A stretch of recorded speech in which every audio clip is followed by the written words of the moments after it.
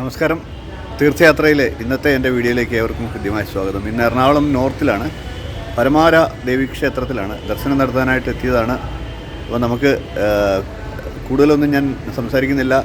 നമുക്ക് പരമാര എറണാകുളം ടൗണിലെ മുഖ്യ ഭാഗത്ത് സ്ഥിതി ചെയ്യുന്ന അതിശക്തിയായിട്ടുള്ള എറണാകുളം പരമാര ദേവീക്ഷേത്രത്തെ പരിചയപ്പെടാം. കേരളത്തിൻ്റെ മധ്യഭാഗമായ എറണാകുളത്ത് ടൗൺ ഹാളിനും എറണാകുളം നോർത്ത് റെയിൽവേ സ്റ്റേഷനും സമീപമായിട്ട് നൂറ്റാണ്ടുകൾ പഴക്കമുള്ള ശ്രീ പരമാര ദേവി ക്ഷേത്രം സ്ഥിതി ചെയ്യുന്നു. പരമാര ദേവി എന്ന നിലയിൽ പ്രശസ്തയായ പറമ്പനാർ കുളങ്ങര ഭഗവതി കൊടുങ്ങല്ലൂരമ്മ തന്നെയാണ് എന്നാണ് വിശ്വാസം.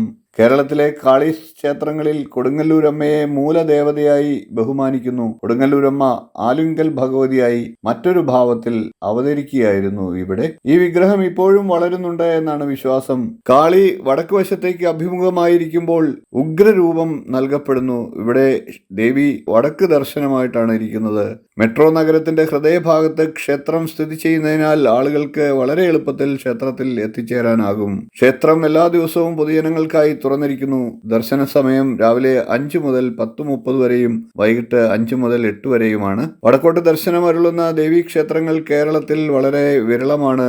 പരമ്പനാർ കുളങ്ങര ഭഗവതി എന്നും പരമാര മുത്തി എന്നും വളരെ വർഷങ്ങൾക്ക് മുമ്പ് അറിയപ്പെട്ടിരുന്ന ഇവിടുത്തെ ഭഗവതി കൊടുങ്ങല്ലൂരമ്മ തന്നെയാണ് എന്നാണ് വിശ്വാസം. ആലുങ്കൽ ഭഗവതി രൂപത്തിൽ വളരുന്ന വിഗ്രഹമായി കിഴക്കേ ആൽത്തറയിൽ എഴുന്നള്ളി എത്തിയതാണെന്നും പറയപ്പെടുന്നു. കൊടുങ്ങല്ലൂരമ്മയെ കേരളത്തിലെ കാളീക്ഷേത്രങ്ങളുടെ മൂലദേവതയായി കണക്കാക്കപ്പെടുന്നു. രക്തബീജാസുര വധത്തിനായി ശ്രീ മഹാദേവന്റെ തിരുനേത്രങ്ങളിൽ പിറവികൊണ്ട ഭദ്രകാളി വടക്കോട്ടിരുന്നാൽ കൊടുങ്കാളിയുടെ ഉഗ്രതയണിയുമെന്നാണ് വൈദിക മതം. പ്രധാന പ്രതിഷ്ഠയായ ശ്രീ ഭദ്രകാളിയെ കൂടാതെ ശ്രീ മഹാവിഷ്ണു, ഗണപതി, അയ്യപ്പൻ, ശിവൻ, ബ്രഹ്മരക്ഷസ്, നാഗരാജാവ്, നാഗേക്ഷി, ആലുങ്കൽ ഭഗവതി എന്നീ ഉപപ്രതിഷ്ഠകളുമുണ്ട്. നൂറ്റാണ്ടുകൾക്ക് മുമ്പ് ദിവ്യജ്ഞനായ ഒരു ബ്രാഹ്മണൻ ദേശാടനത്തിനിടയിൽ എറണാകുളം എന്നു പേരുള്ള ഇന്നത്തെ ഋഷിനാഗക്കുളത്ത് എത്തുകയുണ്ടായി. ഇവിടെ പരമ്പനാർ കുളങ്ങര ഇന്നത്തെ ക്ഷേത്രമിരിക്കുന്ന സ്ഥലത്ത് തന്റെ ഉപാസനാമൂർത്തികളായ ദേവീദേവന്മാരുടെ വിഗ്രഹം വെച്ചു അദ്ദേഹം പൂജ ചെയ്തു എന്നാണ് വിശ്വാസം. പൂജ കഴിഞ്ഞതും ദേവീ ബിംബം അവിടെ ഉറച്ചുപോയി എന്നാണ്.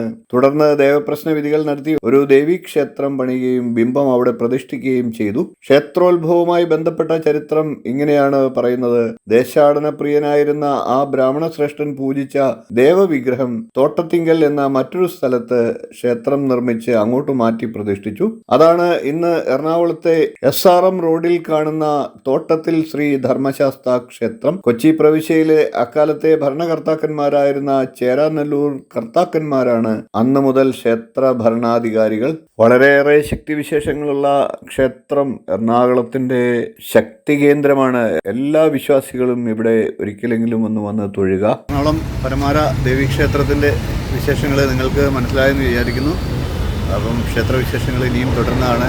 വീഡിയോ ഇഷ്ടപ്പെട്ടുവെങ്കിൽ ഒന്ന് ലൈക്ക് ചെയ്യുക, ഷെയർ ചെയ്യുക, ചാനലൊന്ന് സബ്സ്ക്രൈബ് ചെയ്യുക, നിങ്ങളുടെ അഭിപ്രായം കമൻ്റായിട്ട് അറിയിക്കുക. കാണാം.